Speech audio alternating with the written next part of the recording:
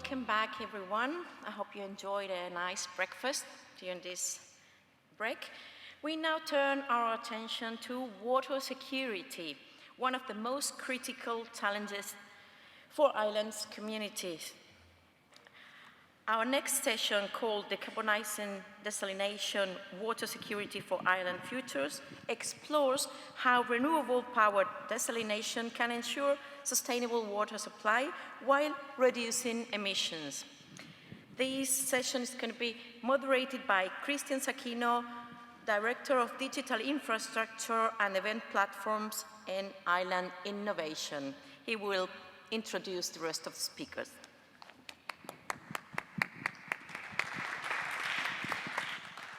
Bueno, muchas gracias a todos por asistir aquí. Como el evento es totalmente bilingüe, yo voy a hablar más que todo en español, pero también que tenemos una persona que habla inglés en el panel, voy a cambiar el idioma. Pero quiero primero agradecer a toda la gente de Gran Canaria, hermosa isla que nos encanta visitar, que tiene muchísimas iniciativas en sustentabilidad, así que felicito al gobierno de Gran Canaria por todas estas iniciativas y también por todo el trabajo que hemos hecho ellos y nosotros en Island Innovation para hacer de este evento el éxito que tenemos. Quiero decirles también a las más de 500 personas que tenemos registradas que les agradecemos a todos por su presencia en las sesiones. Tenemos muchas sesiones, tenemos foro de geotermia, tenemos eventos en paralelo, así que sabemos que a veces es un poquito difícil. Les agradecemos a todos su asistencia. Bueno, vamos a darles una breve reseña de lo que va a ser esta sesión. La sesión, como ven en el nombre allí, estamos descarbonizando los procesos de desalinización. Suena un poquito trabalengua, ¿cierto? Entonces aquí vamos a destacar cómo este proceso de la desalinización, mediante energías renovables y sistemas integrados de agua y energía, pueden garantizar el suministro de agua al tiempo que se reducen las emisiones, una cuestión fundamental para las comunidades insulares. Nuestros panelistas que los vemos aquí, Celine Van Nickhout, Sebastián Feinblad, Marco Gil Lodos y Ángel Rivero Falcón, en sus intervenciones nos darán más temas técnicos sobre este proceso. We're going to start with Celine. The floor is all yours.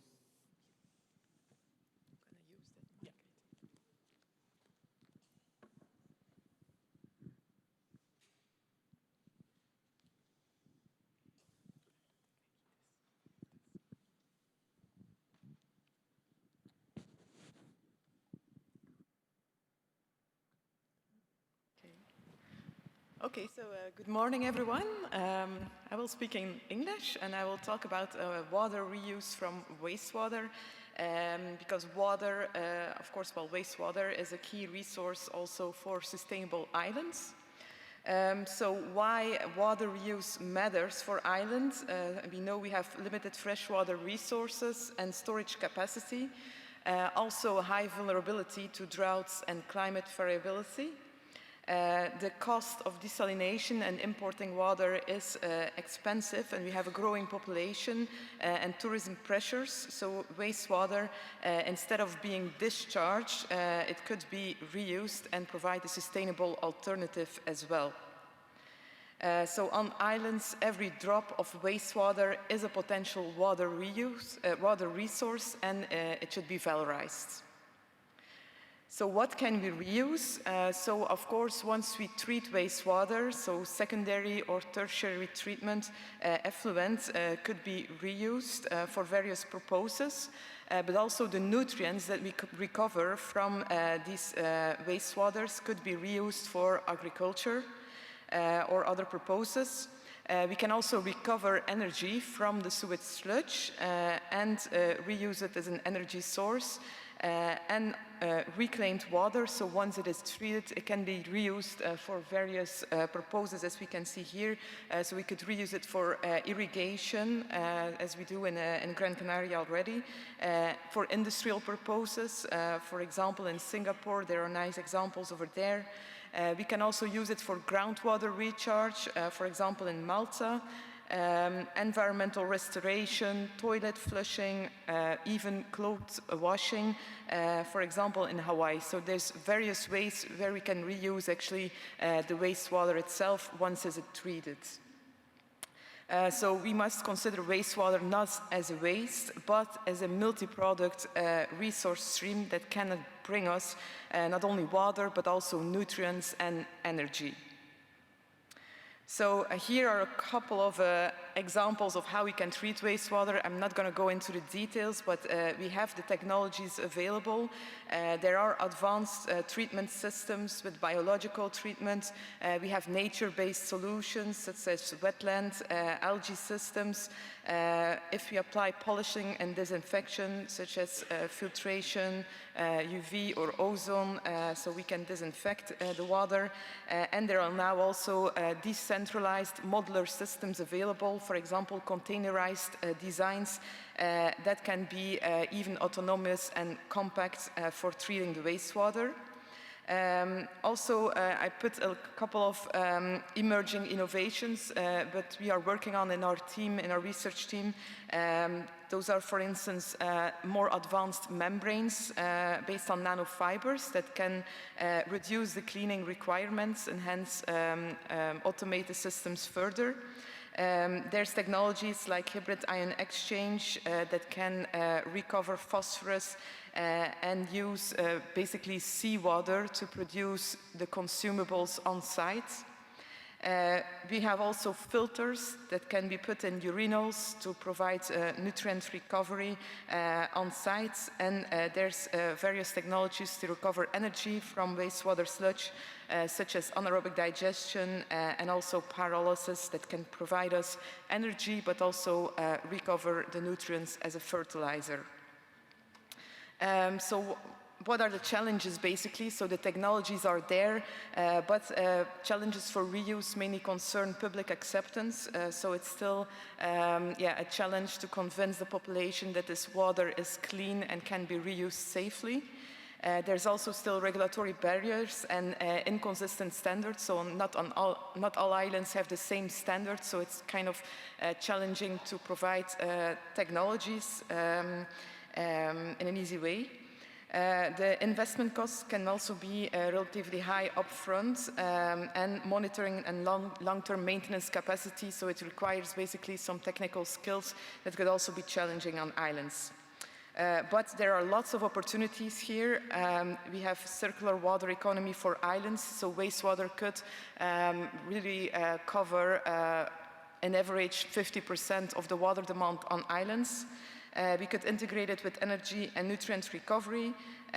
We could also do some tourism branding around sustainability, for example, for the hotels.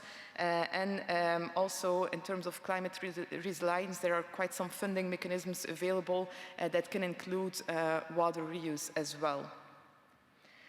So basically my key message is wastewater reuse can reduce pressure on our limited freshwater resources, all while strengthening the resilience of island water systems. So I think wastewater reuse in the framework of climate change and general global changes, I think it must be integrated in the system. Thank you.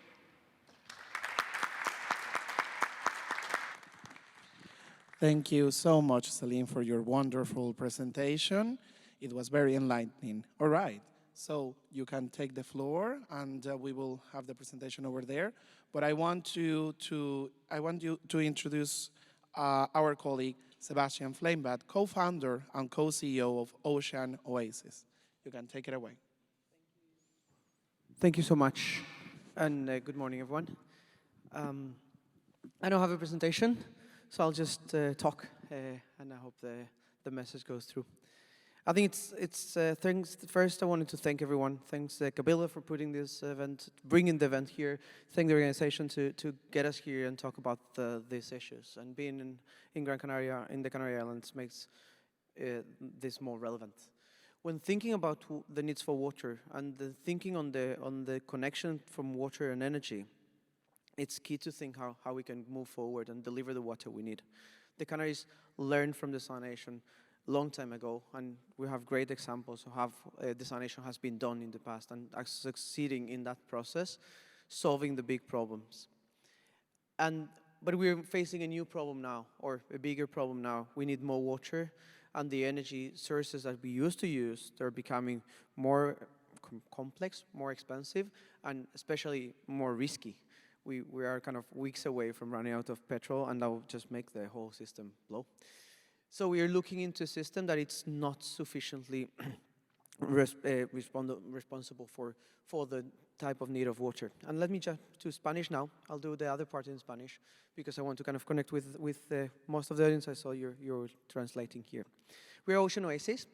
Somos Ocean Oasis. Hacemos desalación con energía de las olas.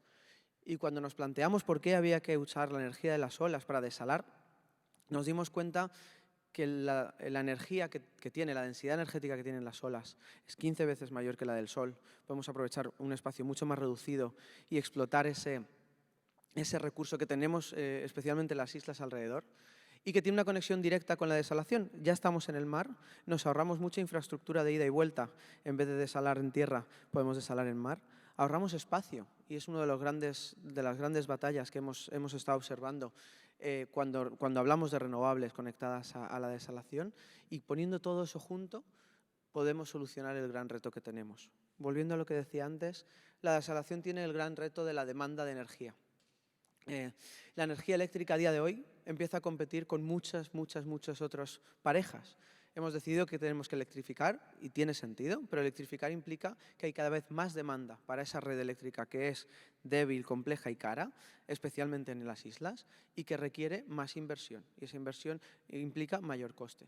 Entonces, cargar cada vez más la red eléctrica de demanda hace que el precio del agua al final dependa de esa demanda, y estamos compitiendo contra los data centers, contra la electrificación de vehículos, electrificación de otras muchas actividades. Al final el precio de la electricidad se vuelve caro, y eso hace que el precio del agua dependa de ese riesgo.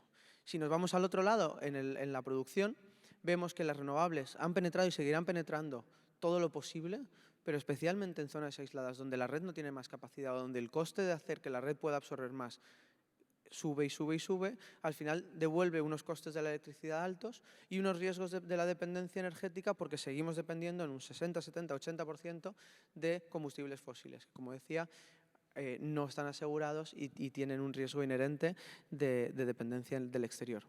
¿Qué vemos? Que utilizando una energía y yéndonos al final de la cadena de valor, es decir, integrando, haciendo generación distribuida de otra manera, integrando esa energía de las olas con la desalación de agua, podemos evitar la dependencia de la red, evitamos la dependencia de los combustibles fósiles, y tenemos una solución que nos aporta resiliencia al sistema y nos aporta una garantía de funcionamiento independiente de esa red. Esto no es una solución única, es complementaria, y es donde nos hemos posicionado. Al complementar el sistema existente, que ya tiene una cobertura muy amplia de la demanda, pero que cada vez esa demanda de agua viene creciendo, podemos generar una solución que nos permite entregar agua al consumidor sin tener que hacer un consumo de energía, y ya los compañeros sé que van a hablar de ese consumo y de la dependencia, sin tener que hacer más utilización del espacio en tierra, y al final el espacio en tierra es clave y es el que nos limita para poder más renovables, pero también nos limita para incrementar la capacidad de la desalación en zonas donde estamos compitiendo con turismo, con otras actividades, que la primera línea de costa obviamente va a tener un valor excesivamente grande como para estar construyendo más desalación en esa misma zona.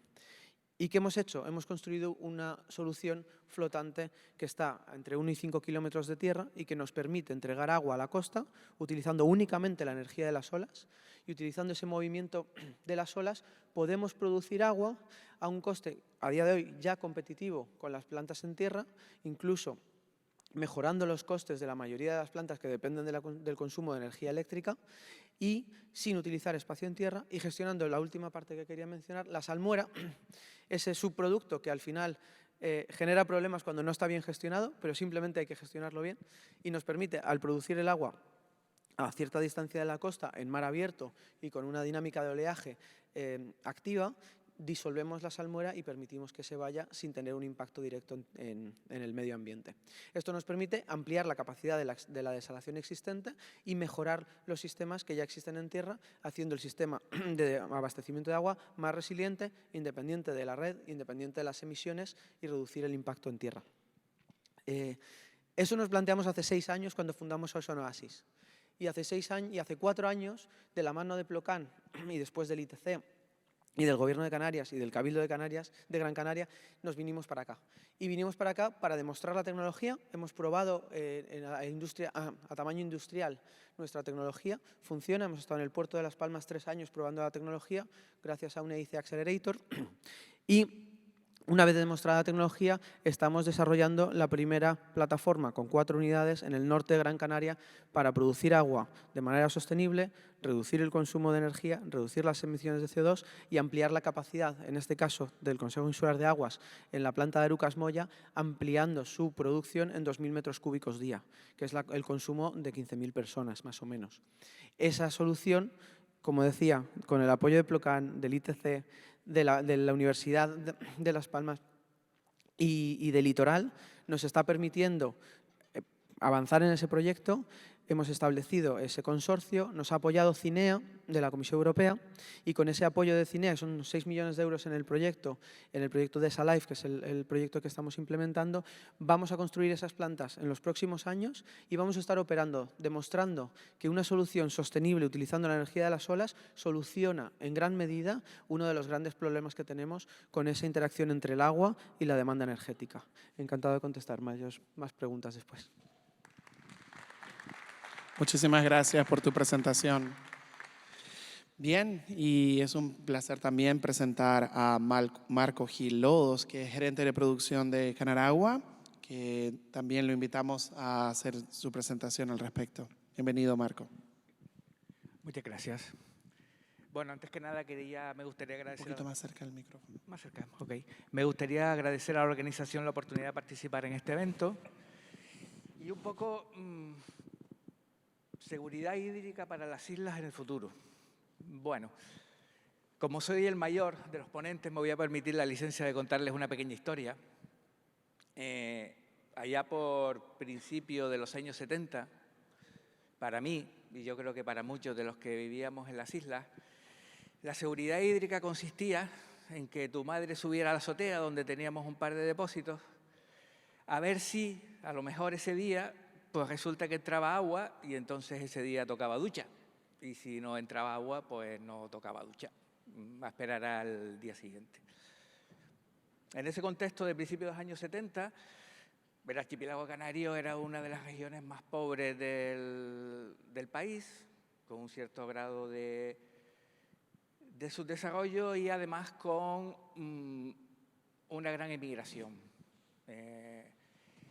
Y para que se hagan ustedes un poco una idea,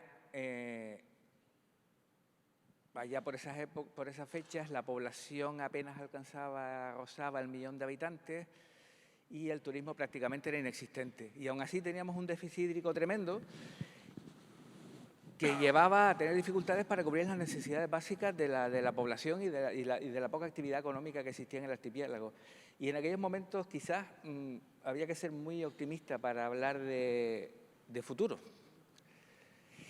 Y en ese contexto, en ese periodo de los años 70, surge la desalación de agua de mar y surge también el desarrollo del turismo y empieza a desarrollarse.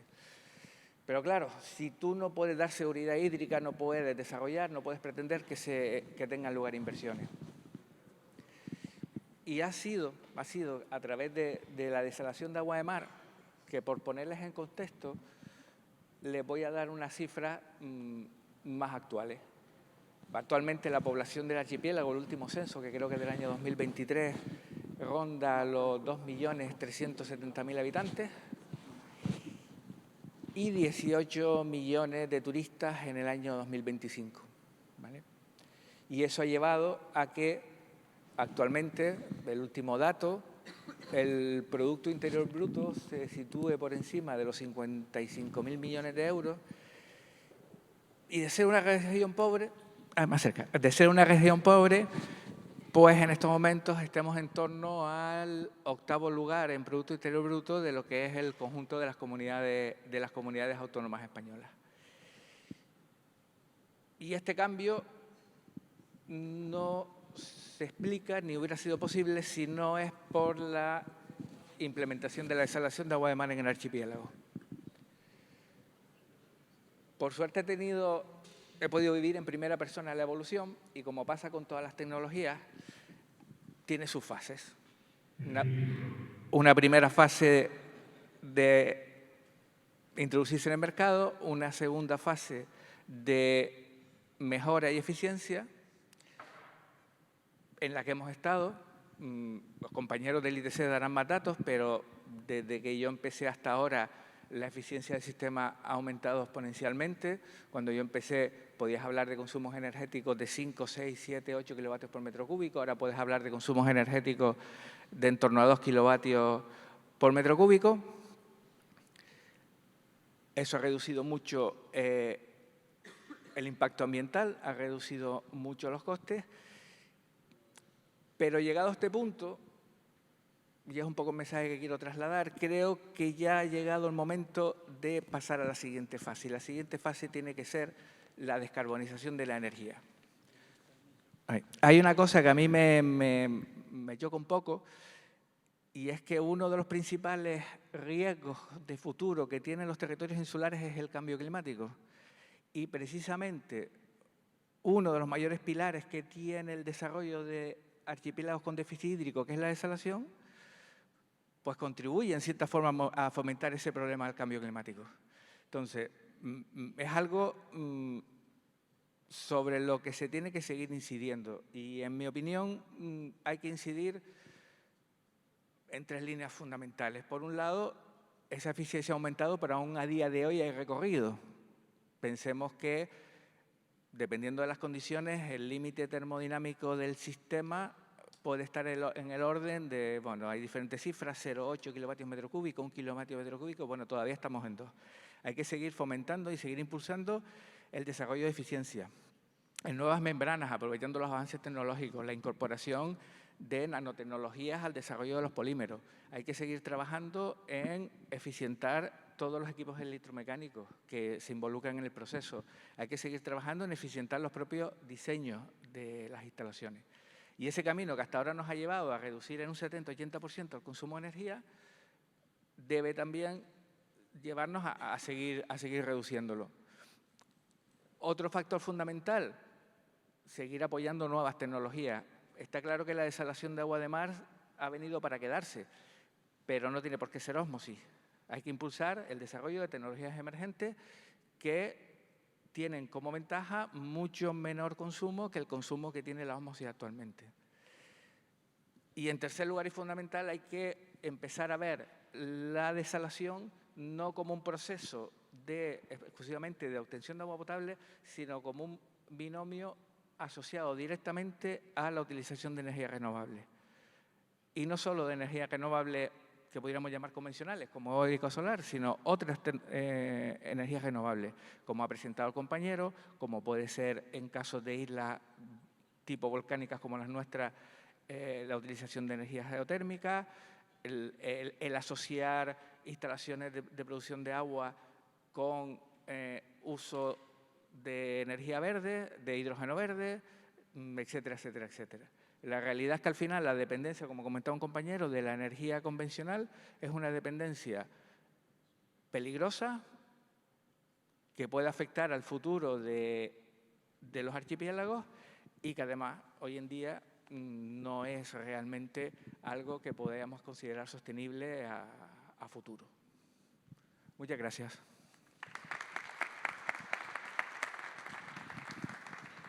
Muchísimas gracias por tu presentación, Marco, y ahora le doy la bienvenida a nuestro panelista final, Ángel Rivero Falcón, del Instituto Tecnológico de Canarias. Ángel. Muchas gracias. Yo sí que tenía una pequeña presentación. Bueno, para empezar, agradecerles la invitación a este panel en tan distinguido congreso y con los otros panelistas. Muchísimas gracias por la intervención.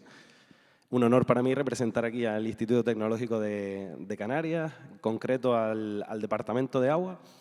Y nada, vamos a hablar básicamente de algunas figuras en torno a la desalación y al consumo energético que está asociado a ella, empezando por el dato de la capacidad instalada de desalación en las Islas Canarias, que es superior al 500.000 de metros cúbicos diarios, que representa aproximadamente un 0,6% de la instalación, o sea, de la capacidad instalada alrededor del mundo. Existen más de 300, espera un momento porque se me olvidó el cacharro de darle para adelante y para atrás. ¿Y hay alguna? Ok. Hay más de 300 plantas desaladoras en las Islas Canarias. Eso hace que el archipiélago sea la zona del planeta con mayor densidad de plantas desaladoras por kilómetro cuadrado del mundo.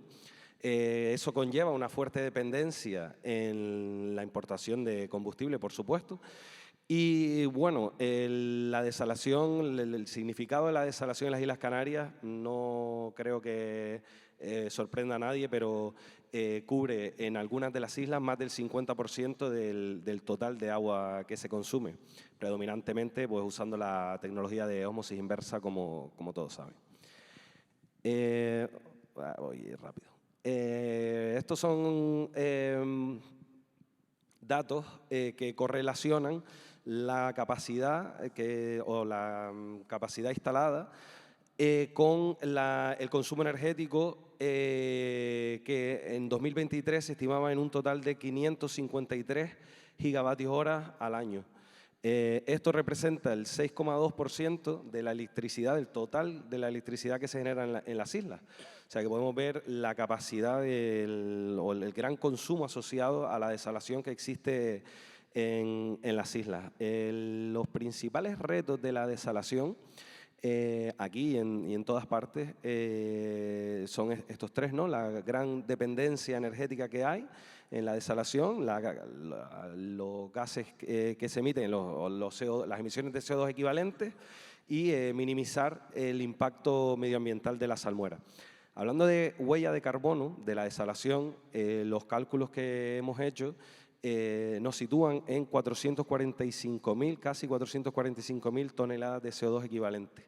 Esto como dato puede significar algo a los que son muy expertos, pero si no, pues hay algunos símiles o algunos datos que podemos correlacionar y pueden servir para quedarse con el big picture, ¿no? Que es que eso supone el 3,5% del total de emisiones de gases de efecto invernadero en las islas, el 9% de las emisiones del sector energético y es el equivalente a las emisiones anuales de asociadas al consumo de energía de toda una isla como lo es la isla de Lanzarote.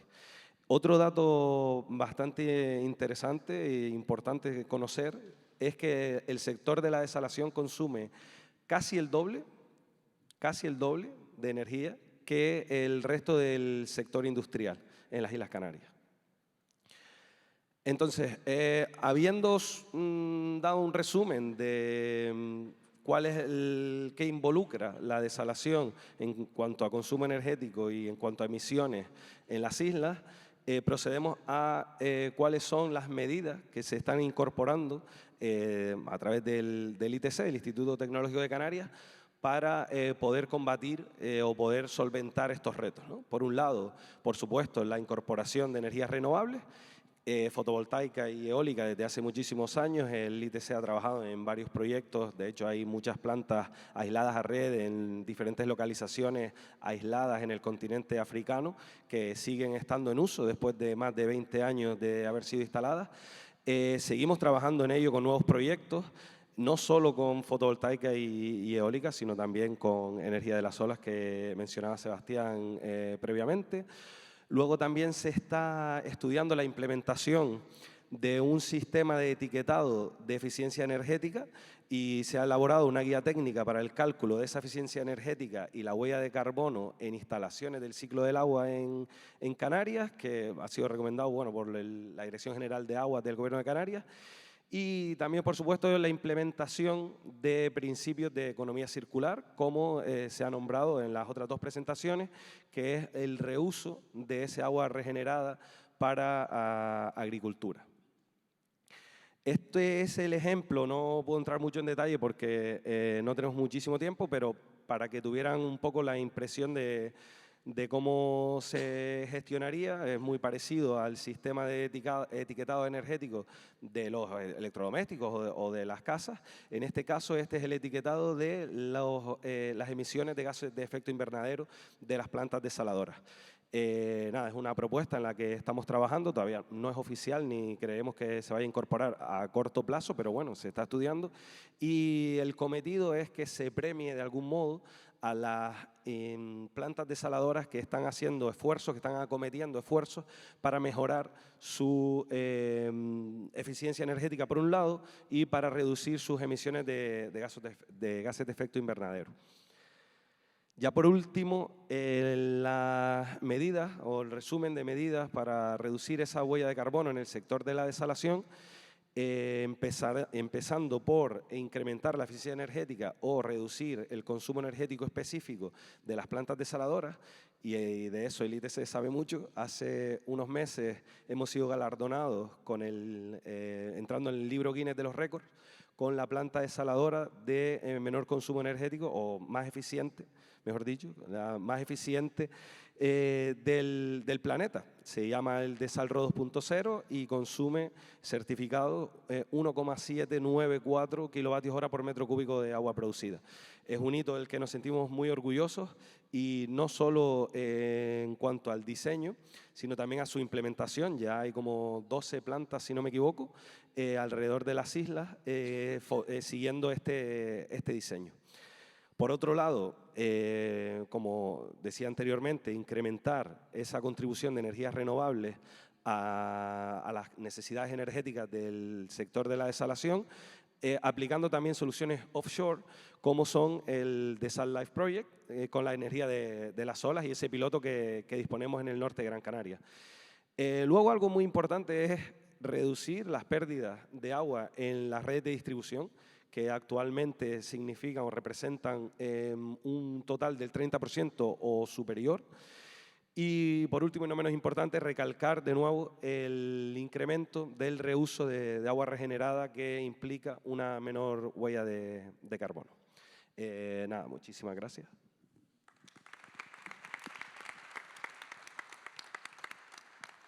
Muchas gracias, Ángel, por tu excelente presentación y por todo el trabajo que están haciendo en el Instituto Tecnológico de Canarias. Bueno, a nuestra estimada audiencia, si podemos tener un poquito de luz para irlos viendo. Estamos en el ciclo de preguntas y respuestas. Cualquier pregunta que tengan a bien hacerle a nuestros distinguidos panelistas, lo pueden hacer y va a venir una persona por allí con un micro de mano para facilitar su intervención. Así que sean bienvenidos con ello. Tenemos una pregunta por allí. ¿Nos pueden dar un poquito de iluminación acá para ver a la gente de la audiencia? Gracias. Hola, buenos días. Buenos días. Yo quería preguntarle tanto al compañero del ITC como el representante de Canaragua si no creen que más que un problema legal, porque las leyes desde el año 99, la ley del suelo y la directriz de ordenación en el 2003, ya establecían la obligatoriedad de usar energías renovables para la desalación y depuración, sino más que el marco normativo es la voluntad de llevar a cabo esa mejora en la desalación y depuración de agua, y por parte de quién tendría que venir esas iniciativas, si por parte de la clase política, si por parte de las propias empresas o por parte de la población. Bueno, la verdad es que la pregunta tiene muchas aristas, porque es verdad que hay que partir de una base siempre, y es que el consumo de las desaladoras, sobre todo si tienen cierto tamaño, es importante, ¿vale? Con lo cual la generación de energía renovable suficiente y estable, es decir, bien porque la almacenes o bien porque tenga diferentes fuentes combinadas, no es sencillo. Y en cierta forma sí hay trabas legales. Es decir, nosotros, por ejemplo, intentamos hace unos años instalar un aerogenerador de 2,5 megavatios para cubrir con renovables el 100% de una producción de en torno a 5 hectómetros cúbicos año, y al final no pudimos, por impedimentos vinculados al suelo, por impedimentos vinculados a los pasillos aéreos, etcétera, etcétera. Y después también que todos sabemos que a veces los plazos de gestión administrativa pues son largos. Pero dicho eso, también creo que hay que hacer un cambio de mentalidad. Quiero decir, yo creo que en muchos casos, en proyectos que surgen, a día de hoy hay proyectos en curso en diferentes fases de evolución, igual es que ni se plantea. O sea, igual en el propio proyecto simplemente van a decir, bueno, voy a hacerle la consulta a la distribuidora de cuál es el punto de enganche que tengo que tener para sin ni siquiera valorar si a lo mejor hay terrenos o hay posibilidades cercanas de incorporar renovables, aunque sea de forma parcial. Entonces, creo que hay de las dos cosas. Hay problemas administrativos, en algunos casos impedimentos legales, pero creo que también hay que empezar a hacer un cambio conceptual de mentalidad tanto en el sector público como en el sector privado. Muchas gracias por la pregunta. En cuanto a nivel técnico, yo creo que nosotros desde el ITC estamos colaborando particularmente con un grupo de investigación de la Universidad de Las Palmas de Gran Canaria para poder avanzar en ese acople, ¿no?, de energías renovables a una industria como las plantas desaladoras que requieren esa energía de manera muy constante y que no fluctúe. Creo que los algoritmos de inteligencia artificial van a ayudar bastante a optimizar esos sistemas y estamos también trabajando en ello. Y luego creo que aquí en las Islas Canarias hay una limitación evidente que es el espacio. Y para plantas muy grandes el espacio que se requeriría sería enorme, pero precisamente por eso las soluciones offshore creo que van a empezar a ganar su espacio porque pues ahora mismo estamos totalmente condicionados a ello. No sé si... Nuestros panelistas son excelentes porque hasta ellos están de acuerdo con las respuestas, así que excelente. ¿Alguna otra pregunta de nuestra audiencia? Por allá. Y les queremos agradecer nuevamente a todos los que están presentes aquí.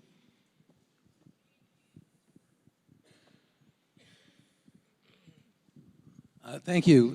For integrating solar and wind into desalination, the ability to control the load, the desalination load, would be important.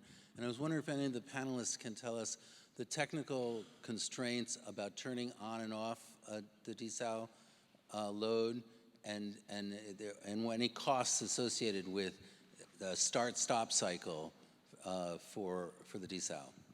Thanks. Thanks for the question. I can take it on the wave power desalination side, but I think it's kind of taking that variability, and that's one of our focus on our technology. We see it's a technical challenge, but it's solvable. It requires implementation of ramp up and lower down cycles and clean up of the membranes, which are not standard in the market, but it's possible, and the technicals are there, and also implementation with AI and kind of smart ways to just get the control done. Probably 10 years ago would be way more difficult. Now, as of today, we can do it. Then is the overall utilization of the plant compared to the resource, which for instance, with solar, it's a bit of a challenge, because if you just connect with solar, you have 8 to 10 hours per day, and then you have nothing.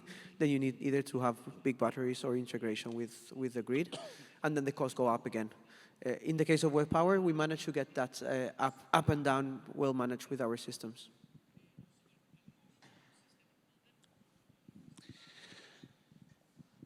Tenemos otra pregunta por allá arriba, por favor.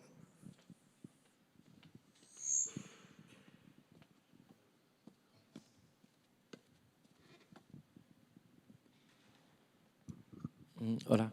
Bueno, nosotros venimos de La Graciosa. Es una islita pequeña en el norte de Canarias, que es reserva marina. Bueno, tiene todas las limitaciones o protección medioambiental del mundo. Y me preguntaba, nosotros estamos intentando ver cómo cerramos esa pequeño problema de las renovables, el desarrollo de la población con la protección medioambiental. Entonces, mi pregunta va hacia la desalinización, por ejemplo, en el mar. Si tienen alguna experiencia en Red Natura, etcétera. Podemos hablar de un montón de... Y está el Litoral, ¿no? Que creo que es la empresa que puede haber estado con ustedes, ¿no? Y gracias. Brevemente, y les paso la pregunta. Sí, al final hay que integrar, y integrar implica poder instalar en zonas donde la protección de la naturaleza está presente, y el foco principal de nuestra actividad es mantener esa protección, ¿no? ¿Qué pasa? Que al final son periodos largos, donde hay que demostrar que el impacto es mínimo. Hay impacto en toda actividad, o sea, si no se hace ese tipo de desalación, se hace otra, seguimos quemando petróleo y al final el impacto existe, lo único que no existe directamente donde lo tenemos, y hay que afrontarlo y ver dónde se puede minimizar.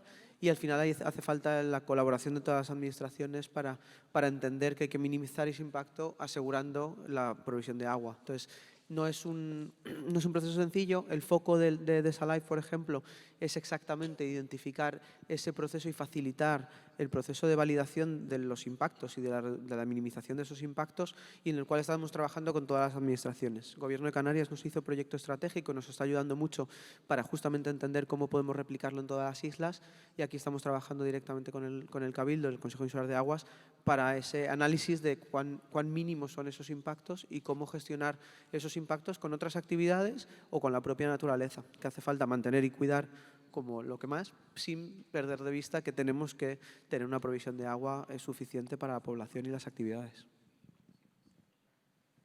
Sí, a ver, perfecta la respuesta, poco puedo añadir. Simplemente decir que evidentemente tiene que haber compromiso por parte de las instituciones y compromiso por parte, y hay que tener en cuenta, ¿no?, a esa población que es la que al final tiene las necesidades, y luego técnicamente es posible, o sea, técnicamente se puede alcanzar prácticamente lo que se quiera, pero teniendo en cuenta que necesita ese compendio, ¿no? Hay que valorar el impacto medioambiental que se produce, y especialmente en zonas protegidas, pero también hay necesidades básicas de la población que hay que cubrir. Entonces, en ese compendio y en esa lucha es donde hay que encontrar el punto óptimo, teniendo en cuenta la masa social, por supuesto, y que no se vean desfavorecidos. Muchísimas gracias a ambos. ¿Alguna otra pregunta de nuestra audiencia? Tenemos por acá, abajo. Hola, buenos días. Quería preguntar el tema de la gestión adecuada de la salmuera, si podéis desarrollar un poquito más en qué consiste y cómo se evitan estas posibles afecciones al medio. Vale, pues bueno, básicamente la salmuera es lo que ahora, la salmuera no deja de ser agua de mar concentrada.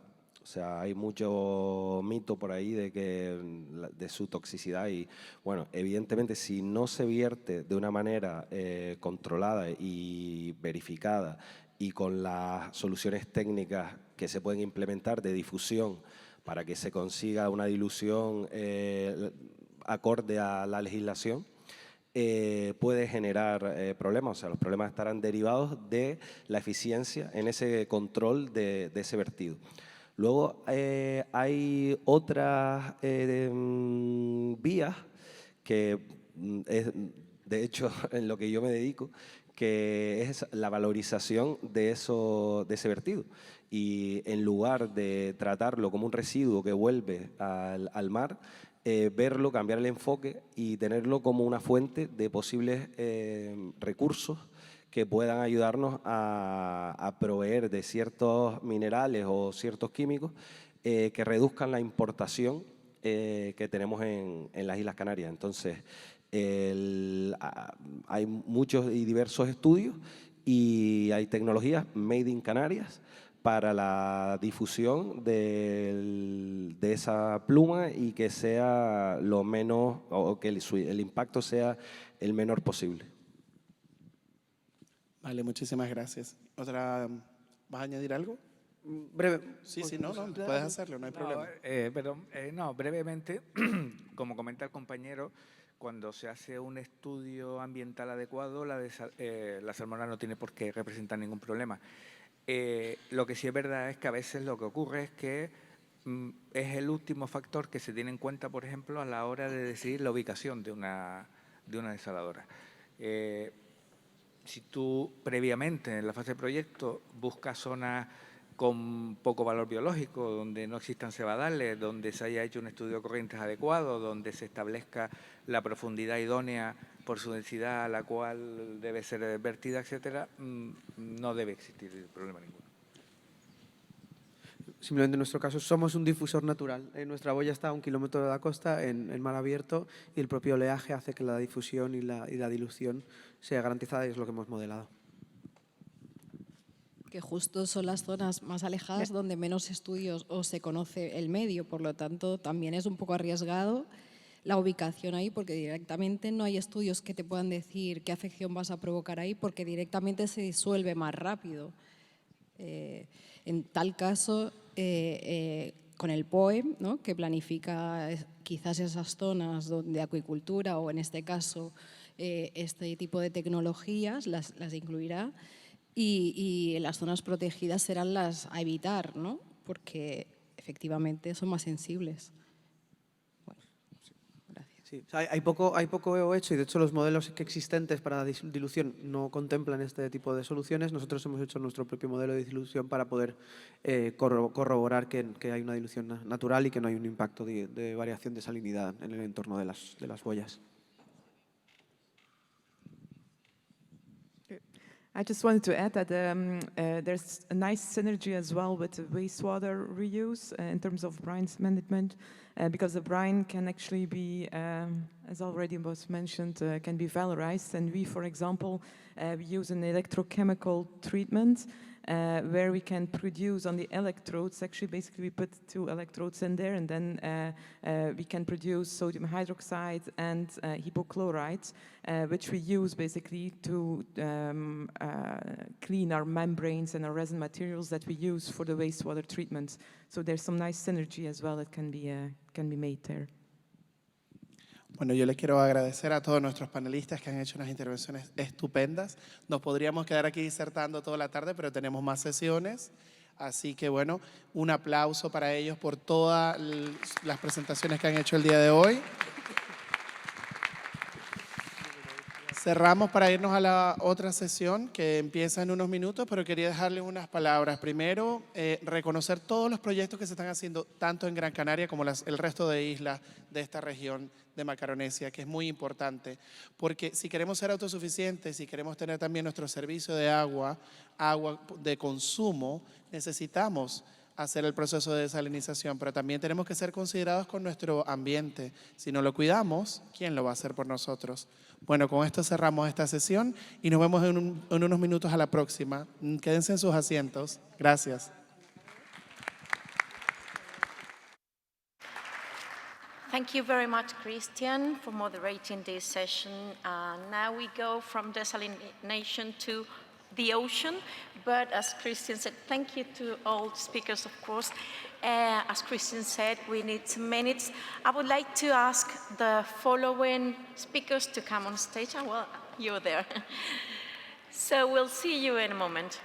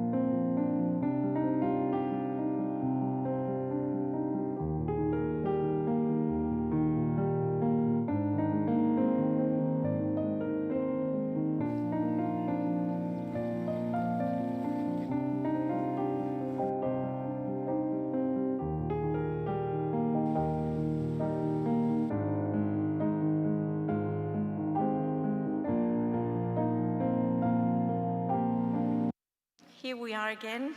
As I was saying before, we're now going to be talking about the ocean again, our dear ocean, who island inhabitants adore. We are going into advancing blue innovation, biotechnology, and sustainable ocean opportunities. This session will be exploring how the blue bioeconomy can drive sustainable growth by connecting marine resources, innovation, and industry. Again, this session will be moderated by Christian Sakino. Thank you very much. Bueno, seguimos. Así que nuevamente saludos a todos y gracias por estar aquí con nosotros. Bien, esta sesión, como podemos ver, está titulada Impulsando la innovación azul, biotecnología y oportunidades para un océano sostenible. Nuevamente quiero agradecerles de parte del Cabildo de Gran Canaria, Island Innovation, a todos los que están asistiendo, que han viajado desde diferentes rincones del mundo. Tenemos gente de Tuvalu, tenemos gente de Guatemala, tenemos gente de aquí mismo de las Canarias, tenemos gente de Cabo Verde, gente de Australia, gente de Corea del Sur. Tenemos un muy diverso universo de tanto asistentes como de panelistas, así que le queremos agradecer a todos por ello. Bien, vamos con el tema de la sesión. Vamos a explorar estrategias para los desarrollos de centros de bioeconomía azul, conectando los recursos marinos, como también los avances en acuicultura, biotecnología marina e investigación aplicada, y cómo ellos pueden impulsar el crecimiento económico sostenible, fomentar la colaboración entre actores públicos y privados y fortalecer la resiliencia de nuestras economías costeras e insulares. Nuestros panelistas son Elena Martínez, de Blue G Group, Miriam Arellano, de Macrocarbon, Mariana Benuleo, del Instituto Tecnológico de Canarias también, del proyecto Atlas Hub, Aridane González, de la Universidad de Las Palmas de Gran Canaria, y Juan Luis Gómez Pinchetti, también de la Universidad de Las Palmas de Gran Canaria. Así que bueno, vamos a comenzar con la presentación de Juan Luis.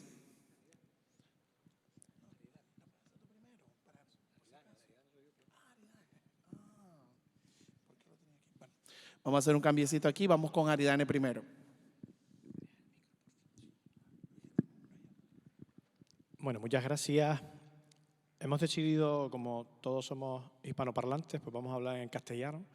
Y bueno, primero, muchas gracias a la organización por permitirme ser el primero, porque como el resto de mis compañeros que están en la sala, que son profesores de universidad, nosotros, además de investigar, gestionar, divulgar, también tenemos que dar clase, evidentemente, y a las dos me toca a mí cumplir con la docencia. La invitación que me han hecho, y agradezco mucho, es para hablar un poco de la Universidad de Las Palmas como institución estratégica en Canarias para la investigación, la educación, la transferencia y el desarrollo tecnológico, principalmente en el campo marino. De hecho, nosotros tenemos en la Universidad de Las Palmas de Gran Canaria la primera facultad de Ciencias del Mar de España, y tenemos además 11 institutos de investigación, de los cuales los más productivos o de los más productivos en términos de desarrollo científico en el ámbito marino de todo Canarias los tenemos en esta universidad, y en diferentes ámbitos, desde la oceanografía, el cambio global, contaminación, biotecnología, acuicultura, todo lo que se relacione, energía, con el entorno marino, pues tenemos pues dentro de los 1.400 investigadores e investigadoras de la Universidad de Las Palmas muchísima masa de investigadores reconocidos a nivel internacional en este ámbito. La política universitaria en el ámbito de todo el desarrollo de la economía azul, pues no solo se basa en formar a las generaciones presentes y futuras, en desarrollar proyectos y generar conocimientos, sino en transferirlo. Y por eso muchos de los proyectos de investigación en este ámbito en la Universidad de Las Palmas unen a la entidad privada, a las administraciones públicas como el Cabildo de Gran Canaria y a la universidad, de tal forma que podamos hacer la transferencia de ese conocimiento. Al final, la universidad tiene que también generar un conocimiento que nos lleve a luchar contra los grandes retos que tenemos en la actualidad, no solo a nivel local, sino también a nivel global. Dentro de la Universidad de Las Palmas de Gran Canaria, además de ese número de institutos que decía antes y los más de 100 grupos de investigación, pues es importante destacar que somos la institución canaria con más proyectos europeos, con más captación de fondos en estos términos, y muchos de estos fondos van relacionados a los términos o al campo oceánico, al campo marino.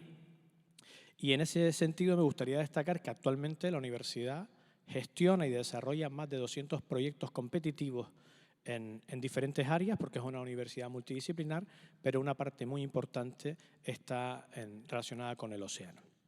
Además de eso, en términos de transferencia, ya estamos rozando las 200 patentes en diferentes ámbitos tecnológicos, pero también estamos promoviendo la transferencia a través del emprendimiento y ya tenemos aproximadamente una quincena de startups y spin-off. Además de toda la parte de desarrollo científico y tecnológico, una parte importante en el ámbito marino es la formación.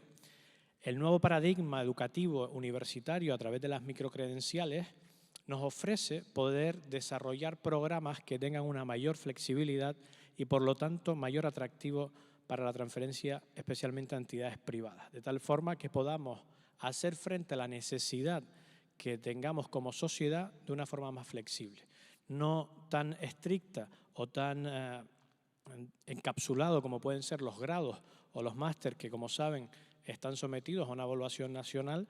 Las microcredenciales nos permiten tener una mayor dinámica. En este sentido, me gustaría también resaltar aquí que investigadores e investigadoras del ámbito marino de la Universidad de Las Palmas de Gran Canaria no solo hacen una ciencia para Canarias, sino que la hacen con la capacidad de exportarla, y por eso tenemos muchísimos investigadores e investigadoras que forman parte de redes internacionales, principalmente europeas, y que desarrollan tecnología para exportarlo. Y eso enlaza muy bien con una filosofía de la Universidad de Las Palmas de Gran Canaria, y es que Canarias es un laboratorio natural que nos permite desarrollar ciencia en territorios aislados para exportarlo a cualquier otro territorio que haya a nivel del planeta. Y esto es importante porque muchas veces hay mucha cantidad de transferencia tecnológica que se hace en continente, pero que no se puede después exportar a territorios insulares pequeños, especialmente por el volumen de negocio que puede existir. Y en cambio, cuando se hace a la inversa, pues las tasas de éxito son mucho mayores.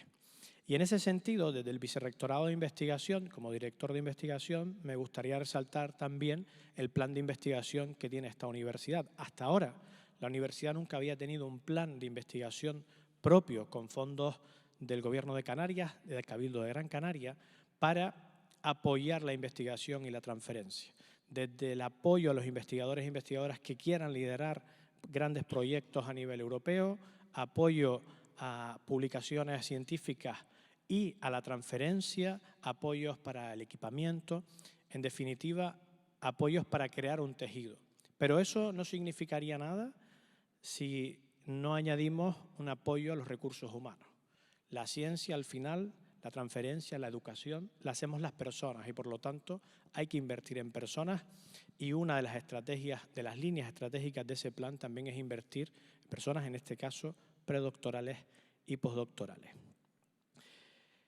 Dicho esto, tengo que resaltar también que, evidentemente, hablar de economía azul, hablar de desarrollos tecnológicos en el mar y hacerlo sin un barco sonográfico con base en Canarias es difícil de entender. Y, por lo tanto, desde la Universidad de Las Palmas de Gran Canaria, en coordinación con otras instituciones canarias, llevamos mucho tiempo demandando esa necesidad al Estado, esa necesidad al propio gobierno autonómico, porque es un interés estratégico, pero no solo para hacer ciencia, es un interés estratégico para atraer talento, para atraer desarrollo tecnológico y para poder desarrollar la economía azul como medio de diversificación económica de Canarias.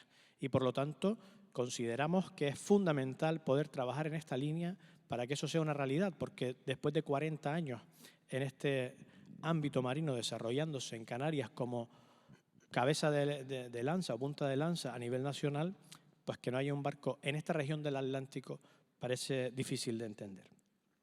En definitiva, la universidad finalmente lo que intenta es conectar con la administración pública para facilitar que la ciencia también se traduzca en políticas públicas, en gobernanza, con las entidades privadas para poder dar soporte desde el conocimiento y evidentemente con la sociedad. Una sociedad que no siente una universidad pública, pues evidentemente es una sociedad que va abocada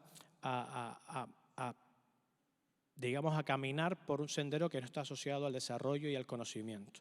La universidad pública, la Universidad de Las Palmas de Gran Canaria, es una universidad que nace de la sociedad y por lo tanto tenemos que trabajar para dar soluciones a la sociedad. Y por lo tanto jugamos ese rol de transformación, de desarrollo, de conocimiento, para que Gran Canaria en este caso y Canarias no solo sea un lugar donde pasar unos días al año, sino donde el mundo pueda venir y otras islas del mundo puedan venir para aprender de lo que también se hace aquí, que es mucho y es de calidad. Muchas gracias.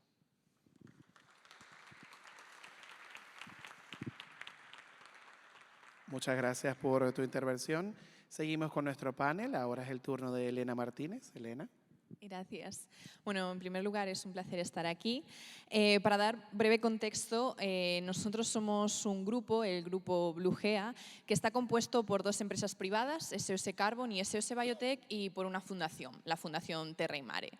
Entonces, bueno, antes de empezar a explicar qué hacemos, me gustaría preguntar si podéis levantar la mano los que estéis familiarizados con la crisis de las invasiones de algas. Vale, bueno, bien.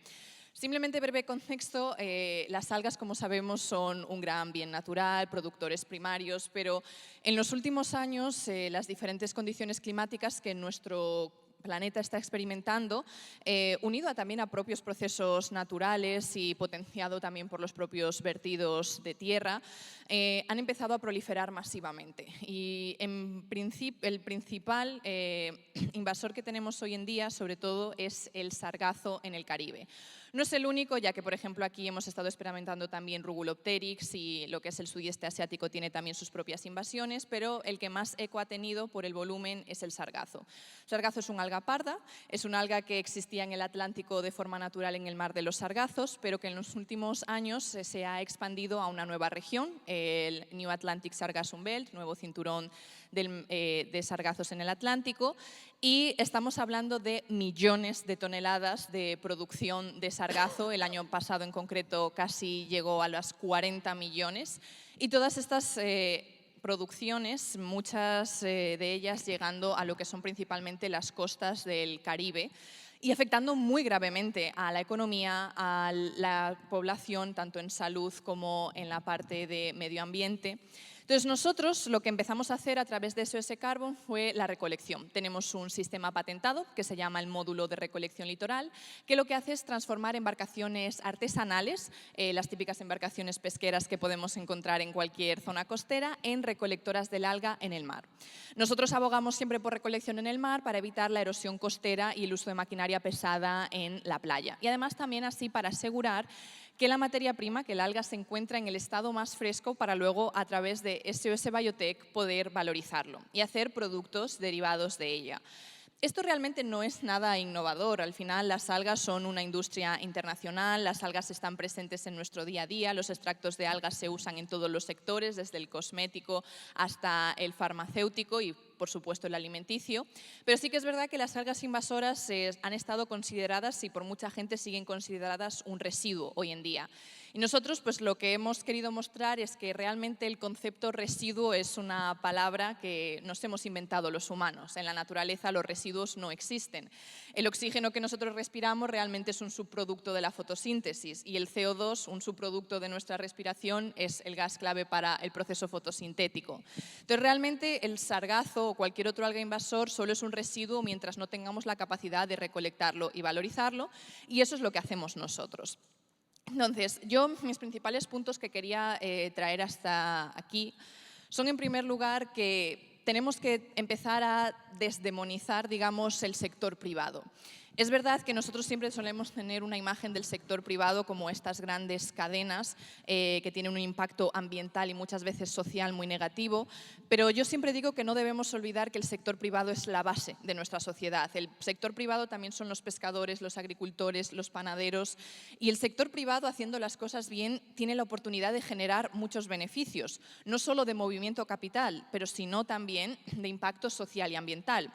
Y modelos de negocio como el nuestro, es que como muchos de los que existen, pueden demostrar eso. Por ejemplo, nosotros para la recolección empleamos a pescadores locales, empleándolos formalmente, mensualmente. De esta forma, unos de las mayores víctimas de las invasiones de algas por la pérdida de capacidad pesquera se vuelven beneficiarios de ello, muchos de ellos incluso triplicando su salario, porque nosotros actuamos en zonas como nuestra sede principal es República Dominicana, pero también trabajamos recolectando en Puerto Rico, Antigua y Barbuda, México. Y es verdad que tristemente las situaciones de los pescadores son bastante precarias a nivel internacional, pero específicamente en ciertas regiones todavía más. Y después nosotros los productos que hacemos, que actualmente son principalmente para el sector agrícola, tienen el poder de ayudar a descarbonizar y reducir el uso de insumos sintéticos en esta industria. Los bioestimulantes de algas que nosotros hacemos, de nuevo, no son nada novedosos, ya existen muchos en el mercado, pero sí que es verdad que muchas veces en el uso de algas había una limitación con respecto al volumen que existe, porque al final, evidentemente, si tenemos que cultivarlas, pues la acuicultura tiene un límite de producción y después, evidentemente, lo que es el wild harvesting, el recolectarlas en el ecosistema natural, pues evidentemente tiene una protección. Y realmente yo lo que veo es que la naturaleza nos ha dado una respuesta a todo esto, nos ha dado una invasión de algas que nosotros podemos aprovechar. Y de nuevo eso, por ejemplo, creando productos como los bioestimulantes, no solo ayudar a nuestros agricultores a aumentar su productividad o la resiliencia de los cultivos, sino que también a reducir compuestos como los fertilizantes sintéticos, que son uno de nuestros mayores contaminantes a día de hoy. La agricultura es clave, es necesaria, todos necesitamos comer y cada vez la demanda agrícola es mayor. Se espera que para 2050 aumente hasta un 60%. Y cada vez las condiciones de nuestro planeta son menos favorables para la agricultura, pero es que también los fertilizantes sintéticos no son suficientes para muchas de las demandas agrícolas que tienen nuestros cultivos. Y además que eso, que la agricultura emite el 24% de las emisiones de gases invernadero. Entonces aquí es otro punto que me gustaría traer y que es sobre reivindicar nuestro sector primario, la agricultura y la pesca. Yo vengo de una región de Galicia donde este es nuestro mayor sector y yo en particular me siento muy orgulloso de ello. ¿Qué pasa? Que es verdad que existen otros sectores que son más tendencia o que son más fáciles de vender. Y no digo que debamos rechazarlos, creo que como humanidad una de las cosas grandes que tenemos es toda la innovación y el desarrollo que hemos hecho, pero no debemos olvidar que por mucho que avancemos hay cosas que son inherentes al ser humano como la necesidad de alimentarse y eso viene de la pesca y de la agricultura y es la base de nuestra sociedad y son también el sector que más puestos de trabajo genera a nivel mundial. Se estima que 4 de cada 10 puestos de trabajo están en este sector primario. Y luego el último punto es con respecto a la colaboración académica y también con respecto a no olvidar eso, por quién lo hacemos, que es por la gente, por la humanidad, el emprendimiento, la ciencia, el desarrollo, la política. Todo debe ser por nuestra sociedad, porque al fin y al cabo los que nos tenemos son los unos a los otros y este planeta que habitamos. Entonces, nosotros una de las principales cosas que hemos hecho es mantener una colaboración directa con el sector académico y de esta forma continuar reivindicando lo que el sector privado puede hacer, ¿no? No encasillarnos en lo que se espera de nosotros, sino aportar en todas las ramas posibles. Nosotros somos una spin-off del Instituto Tecnológico de Massachusetts en la parte de SOS Carbon. La parte de SOS Biotech, la investigación principal del bioestimulante se hizo mediante una tesis doctoral con mención industrial internacional que realicé yo con la Universidad Católica de Valencia. Y hoy en día tenemos acuerdos con numerosas entidades internacionales para promover no solo la investigación, sino también, por ejemplo, la realización de prácticas de estudiantes en el sector privado y en poder tener esta primera experiencia laboral.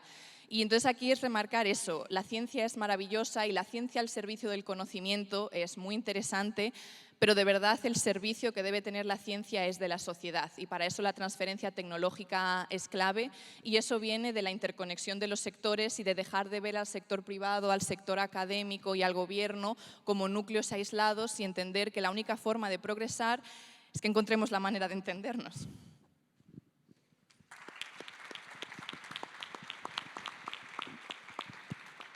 Muchísimas gracias por esa estupenda disertación. Vamos a continuar en el panel con Miriam Arellano. Miriam. Hola, bueno, buenos días. Muchas gracias por la invitación. La verdad que muy agradecida de estar aquí y compartir con un panel que me parece espectacular. Creo que además se ha elegido muy bien la parte académica, la tecnológica, toda la colaboración público-privada. Y bueno, un poco por presentarme, bueno, yo soy Miriam y vengo de Macrocarbon. Macrocarbon es una empresa canaria, una startup que se fundó en 2023 y bueno, esto nace por un poco pues, el cambio climático, la necesidad de reducir nuestras emisiones y luego también porque, bueno, ahora más que nunca estamos muy pendientes de lo que pasa en el estrecho de Hormuz, en toda la guerra y al final dependemos todos nuestros combustibles y nuestra manera de moverse depende de ahora mismo pues, unos países que están en guerra. Entonces, bueno, nosotros lo que promovemos es una nueva fuente de biomasa que es renovable. Me viene muy bien que haya hablado ya Elena de las algas. Entonces, lo que hacemos nosotros es cultivar esas macroalgas en el mar, que al final es algo que se puede escalar y luego transformar todas estas macroalgas en biocombustibles. En concreto, pues, en un contexto como este, que son las Islas Canarias, en el que dependemos al muchísimo porcentaje de la aviación, pues el combustible sostenible de aviación, que ahora mismo se está produciendo de aceites reciclados, pero que bueno, la Unión Europea ya ha calculado que solamente para la Unión Europea ya en 2030 hará falta un millón de toneladas.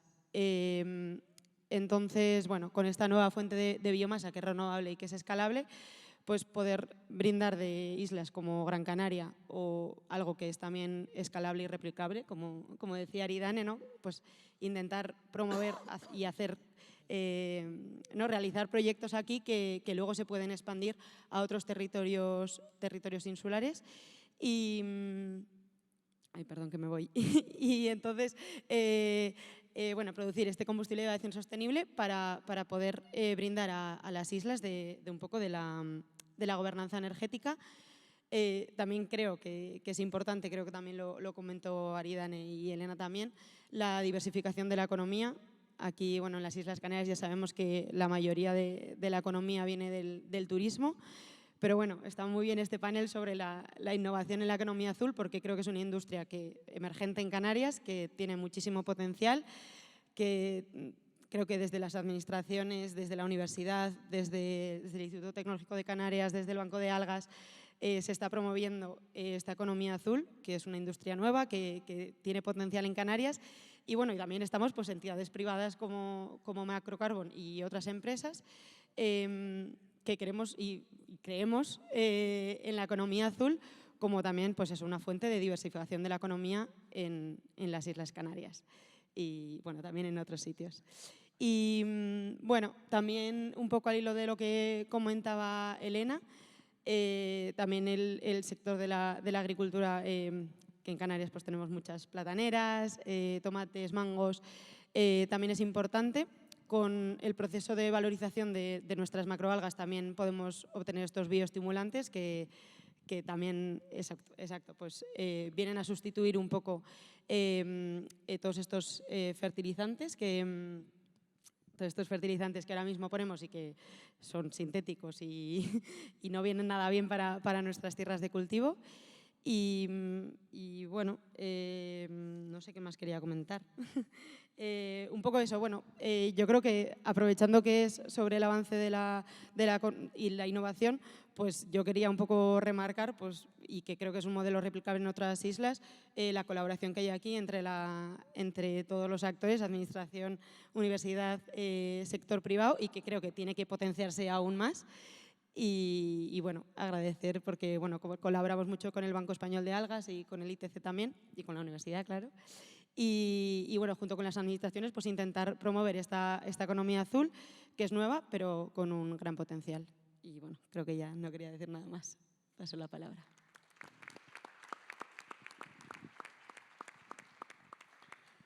Estupendo, muchas gracias. Bueno, seguimos con Mariana.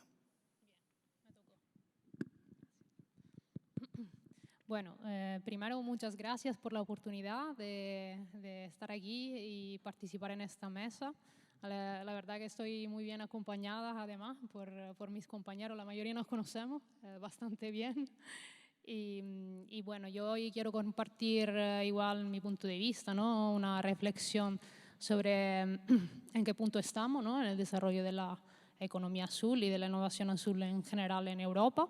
Yo creo que nos encontramos en un punto bastante interesante, ¿no? Bastante estimulante, porque, por ejemplo, voy a hacer un ejemplo que yo conozco más de cerca, ¿no? Porque en mi campo de investigación, que es la acuicultura de las algas y la biotecnología de las algas también, lo que estamos viendo es que ya nos estamos simplemente buscando descubrir nuevas aplicaciones, ¿no? Lo que podemos hacer realmente con estos organismos, que ya sabemos que son muy versátiles y son organismos increíbles. Estoy totalmente enamorada de ellos y que podemos generar toda una gran variedad de productos, de procesos, también de servicios ecosistémicos, ¿no? A partir de las algas. Ya no se trata de esto o no solo de esto, sino de intentar producir algas de una forma que sea lo más sostenible posible, por un lado, y también generando resultados que sean pues más fácil de transferir realmente a la industria, que llegue realmente a la industria. Entonces, sostenibilidad y transferencia tecnológica son dos cosas que pueden ir de la mano realmente, no son incompatibles para nada, sino que deberíamos abordarlas de forma conjunta. Y bueno, el Instituto Tecnológico de Canarias, en el que yo trabajo, especialmente el Departamento de Biotecnología, la verdad que nos esforzamos bastante para trabajar en este campo y dedicamos muchos esfuerzos a lo que es la optimización de procesos, la mejora de la huella ambiental de la producción de las algas, porque no es por cultivar algas que somos green, ¿no? Sigue siendo una industria, aunque claro, por su naturaleza menos propensa a generar impacto con respecto a otras, pero hay mucho margen de mejora con respecto a los procesos productivos.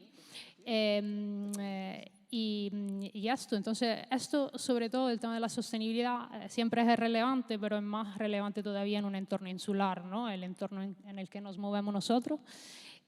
Porque claramente por su naturaleza una isla pues, tiene recursos más limitados o menos diversificados, es más vulnerable al cambio, el cambio climático especialmente, y también en estos entornos vamos a decir que buscar la resiliencia de los sistemas productivos no es un ejercicio de estilo, ¿no? Sino que es realmente una necesidad concreta que nosotros tenemos.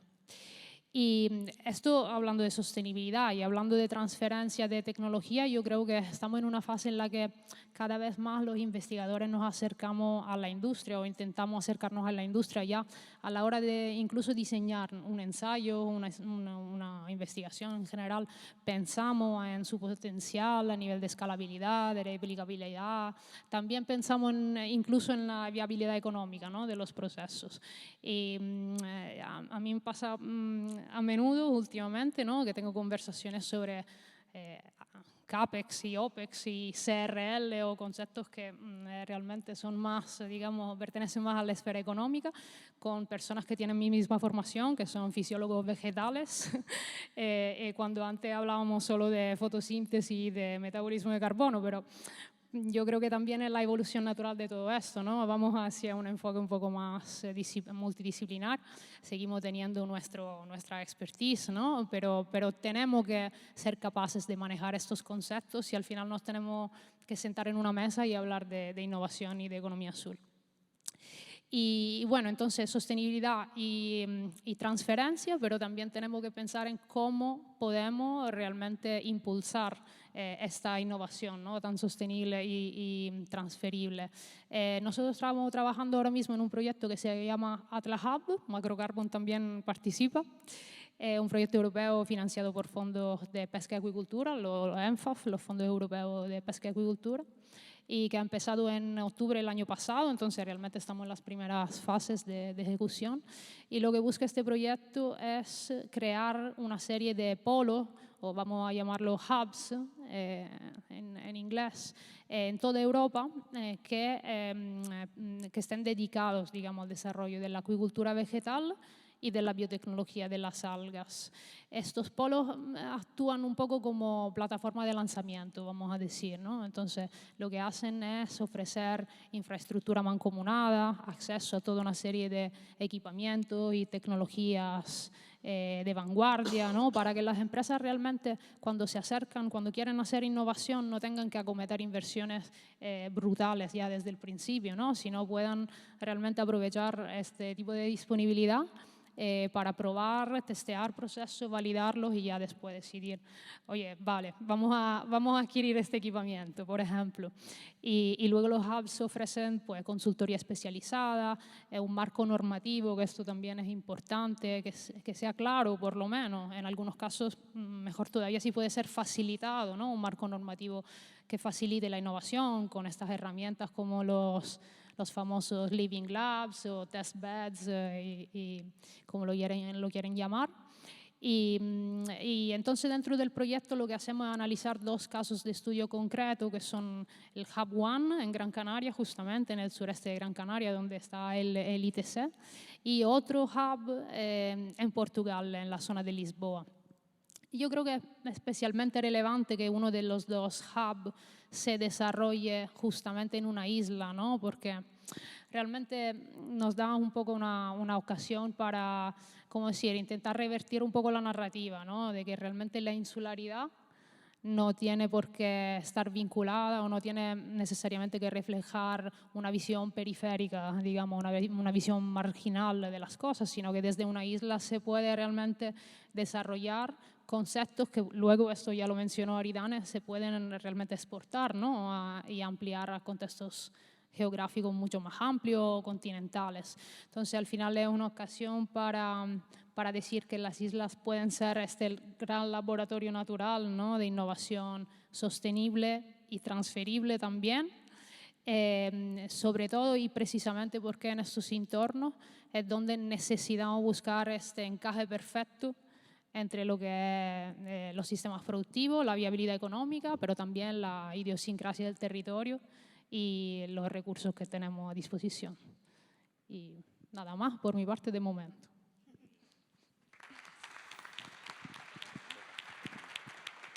Muchas gracias por esa intervención. Continuamos con nuestro panelista final, Juan Luis. Muy bien, muchas gracias. Bueno, está casi todo dicho ya, no sé qué puedo aportar yo.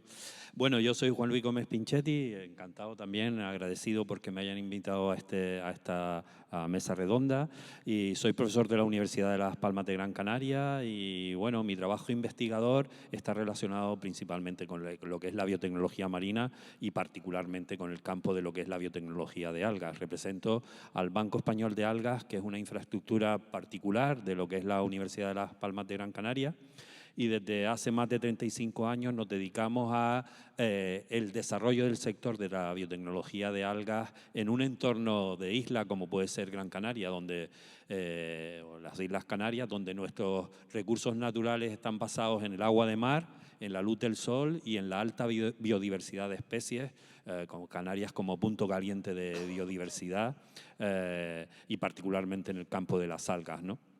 Que habían sido muy poco estudiadas anteriormente, muy estudiadas desde el punto de vista botánico, pero no desde la parte más aplicada, ¿no? del aprovechamiento de este tipo de recursos biológicos. En el BEA nosotros trabajamos en 2 líneas principales. Una es la conservación de la biodiversidad a través de lo que es la colección del Banco Español de Algas, que es una colección reconocida a nivel internacional, con todas las certificaciones necesarias para poder trabajar en esta línea de trabajo. Conservamos más de 2.200 cepas de microalgas, cianobacterias, y en los últimos años también trabajamos en el uso de macroalgas o el mantener macroalgas en nuestra colección como fuente de semilla para el desarrollo de lo que son los sistemas de cultivo a nivel europeo, una línea estratégica de la Unión Europea.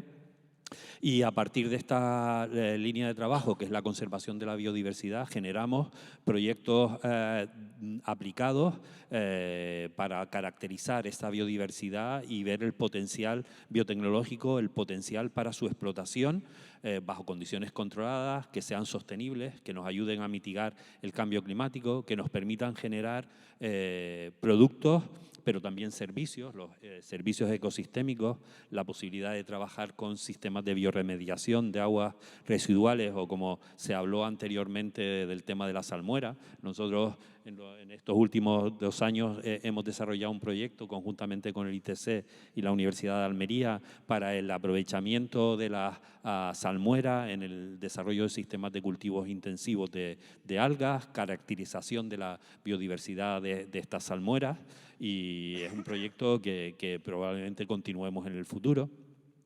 El tema del uso de los sistemas de cultivo de algas para disminuir la huella de carbono a través del proceso fotosintético, la posibilidad a través de la fotosíntesis de capturar, asimilar CO2 y por lo tanto transformarlo en biomasa y capturarlo de alguna manera, ¿no? Aparte, las posibilidades del desarrollo de aplicaciones para consumo humano, para consumo animal, aspectos cosméticos, biomédicos, nuevos materiales, la industria textil, colaboramos mucho con centros tecnológicos textiles, como ejemplo de las posibilidades que tienen las algas. Bueno, a mí me parece muy importante recalcar en estos pocos minutos que tengo el tema de que todo esto lo hemos desarrollado en el entorno de una isla, que no solo hacemos investigación, es decir, nosotros y más en estos últimos años hacemos innovación, hacemos investigación aplicada, hacemos transferencia del conocimiento, y lo hacemos considerando lo que todos conocemos en la actualidad, que es el tema de la cuádruple hélice, ¿no? En esta mesa están representados los aspectos de la parte más académica y los centros tecnológicos, en la parte empresarial, la parte administrativa, que es muy importante que las administraciones estén incorporados, incorporen a este tipo de desarrollos que son novedosos, que nos ayudan a diversificar la economía, y ustedes, que son la parte de la sociedad, ¿no? Y es muy importante, por lo tanto, que estemos representados todos en eventos de este tipo y que entre todos apoyemos lo que es el desarrollo de este sector, ¿no?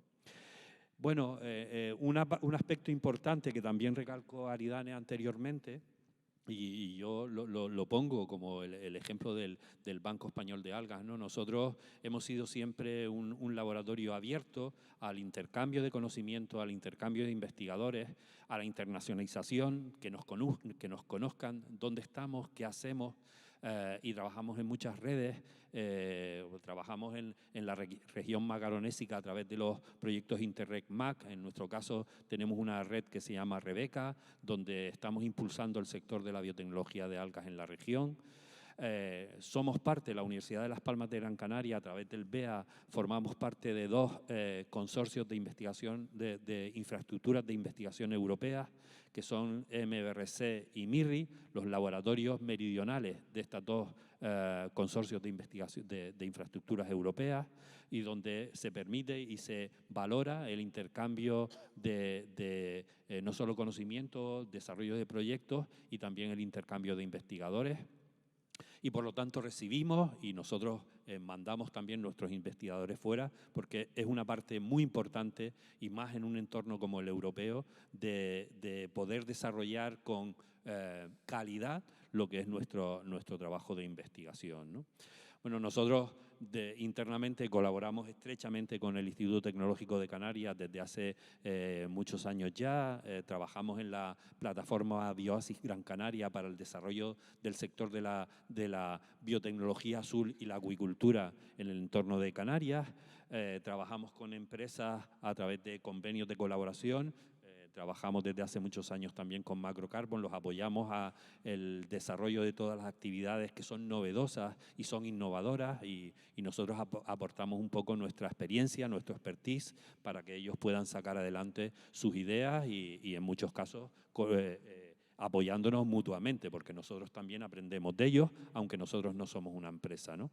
Entonces, bueno, pues este es un poco el escenario del trabajo que hacemos. Es muy curioso que en esta mesa todos los ejemplos que hayamos visto estén relacionados con el campo de las algas, pero es que efectivamente en Europa se está apostando por ello, hay muchas iniciativas que nos permiten estar un poco en lo que es la posibilidad de estar en un área, en un entorno que facilita y que puede ser muy importante para el desarrollo del sector en este entorno europeo, ¿no? Bueno, y eso es un poco lo que yo quería comentar. Gracias.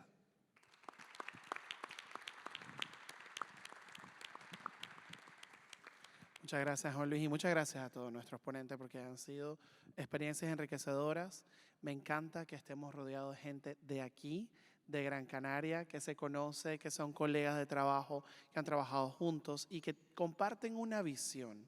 Porque la innovación azul no es un concepto, es una realidad. Y ellos son los ejecutores de esa innovación. Y queremos replicar esto, no solamente para nuestra región de Macaronesia, no, para todas las regiones costeras e insulares del mundo y también para los países que, a pesar de no tener acceso a nuestro vasto océano, también pueden tomar algunas iniciativas, porque a veces también se nos olvida un poquito, y en eso hay que hacer un poco más de concienciación, de que las zonas fluviales también tienen posibilidades y potencialidades para la innovación azul, que es muy importante también mencionarlo. Bueno, tenemos un par de minutitos antes de salir al receso de almuerzo para alguna pregunta de la audiencia. Levanten la mano, por favor, si tienen alguna pregunta, alguna consulta.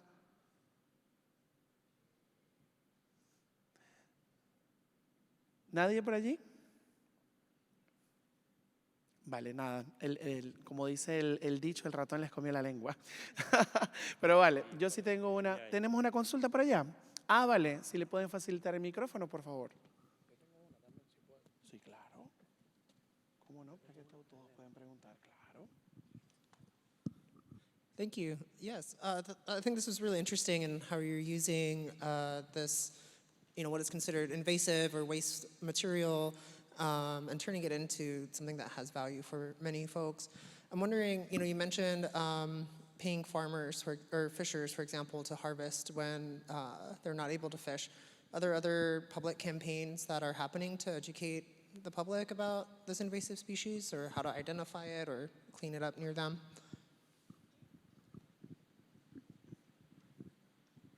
Yeah, so to explain a little bit more about our business model, currently we are paid to harvest the seaweed by hotels, power plants, the government, NGOs. Basically, any actor in the region affected by the invasive seaweed can hire our services. And sometimes we provide them directly, for example, in the Dominican Republic, we work directly, or in Puerto Rico.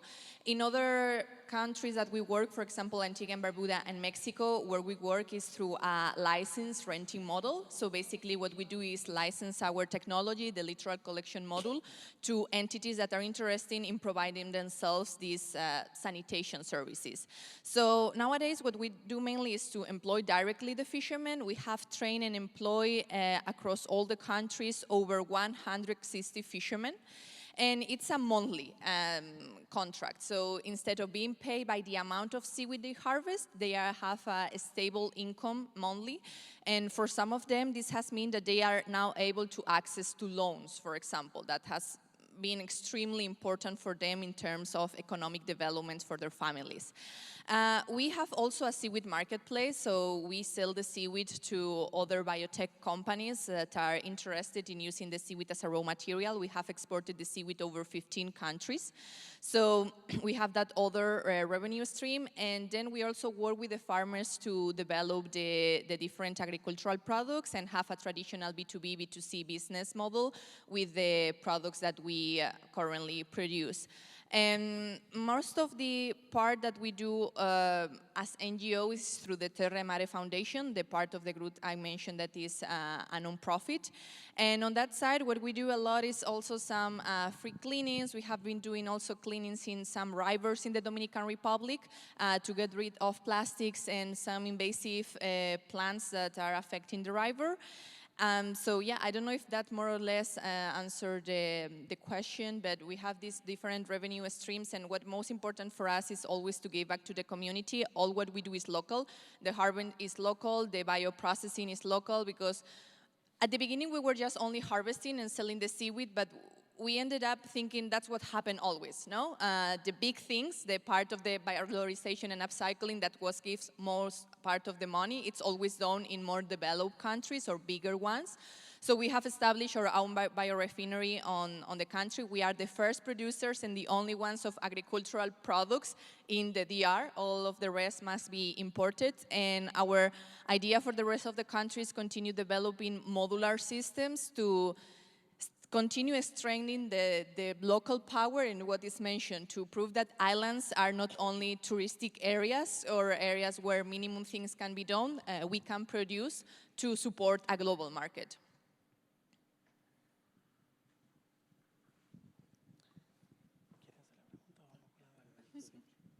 Si le pueden facilitar el micrófono por ahí arriba, tenemos una consulta.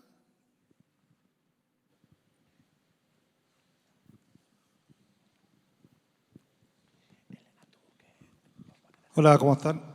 Perdón. Hola, ¿cómo están? Vengo con mucha fuerza desde Tierra del Fuego, Chile y acá al lado Argentina.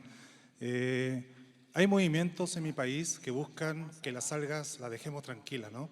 Que de alguna forma tienen una tremenda acción de sumidero, ¿no? Y de formación también de oxígeno.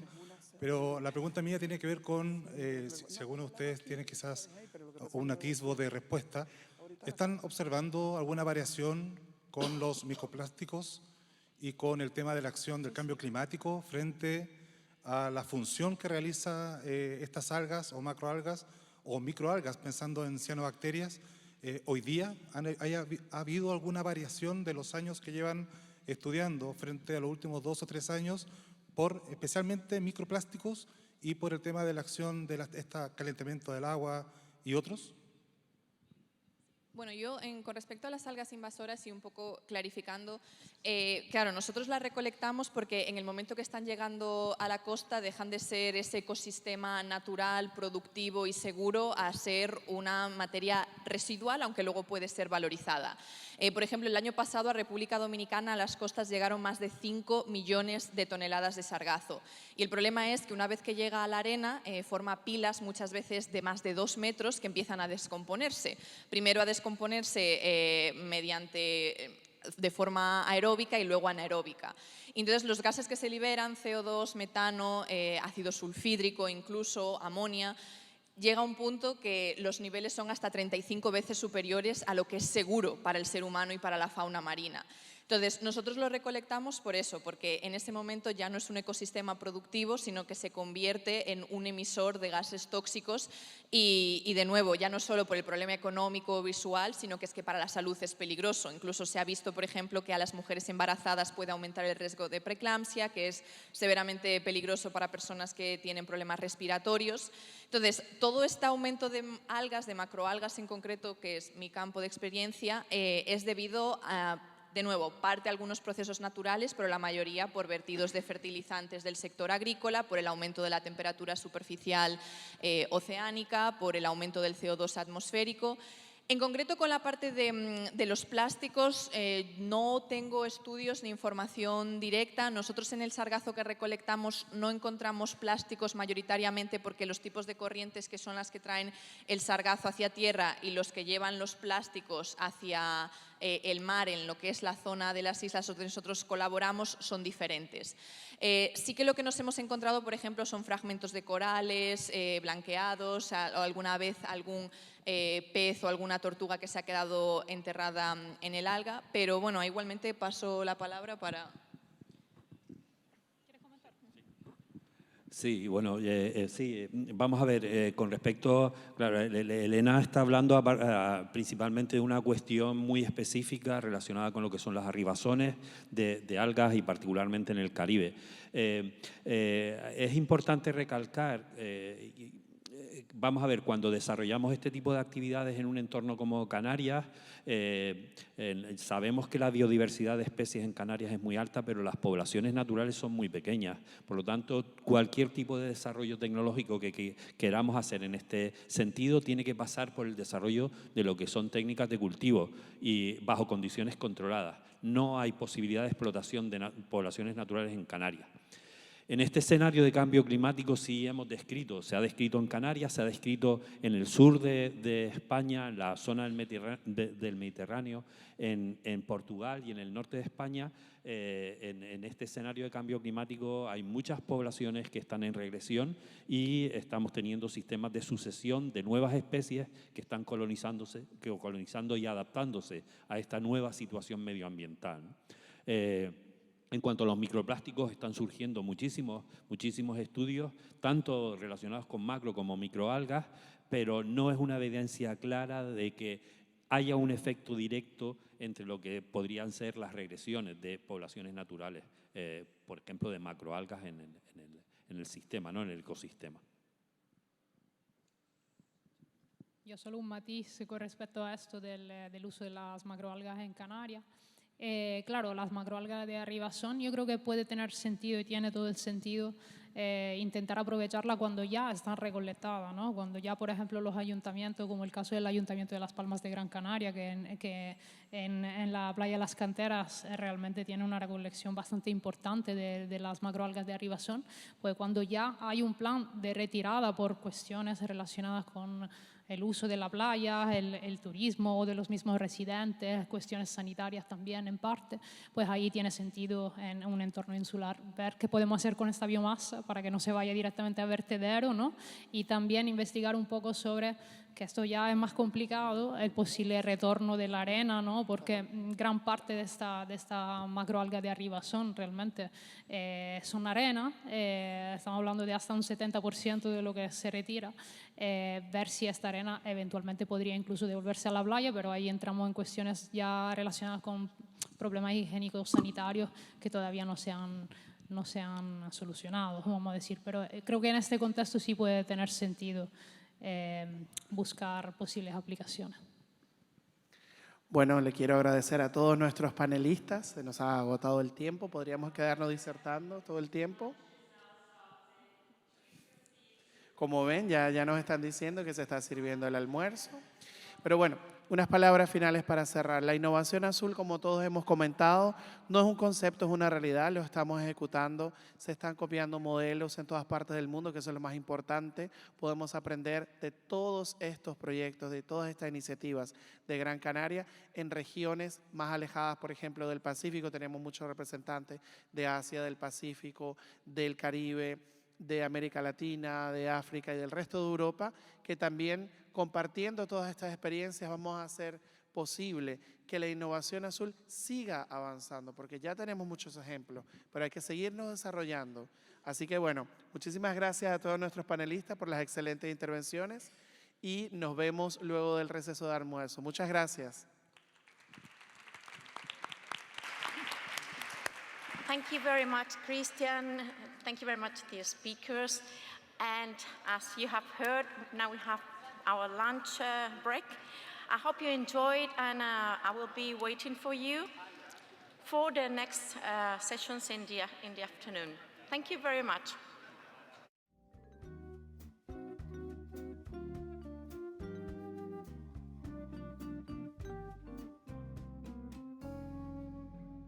Raindrops keep falling on my head, and just like a guy whose feet I